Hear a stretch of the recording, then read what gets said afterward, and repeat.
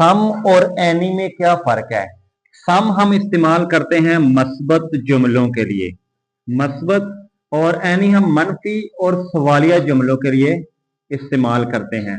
मिसाल देखें, आई have some money, मेरे पास कुछ दौलत है।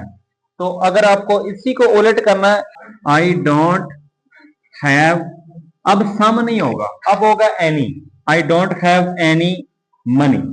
और इसी तरह अगर आपने इसको सवालिया बनाना है, किसी से पूछना है, do you have any money, क्या तुम्हारे पास कोई रकम है? I have some money, I don't have any money. इन तीनों में डिफरेंस देखें। यहां पे नेगेटिव के लिए एनी इस्तेमाल हुआ और पॉजिटिव के लिए सम इस्तेमाल हुआ, और इसी तरह क्वेश्चनेयर के लिए भी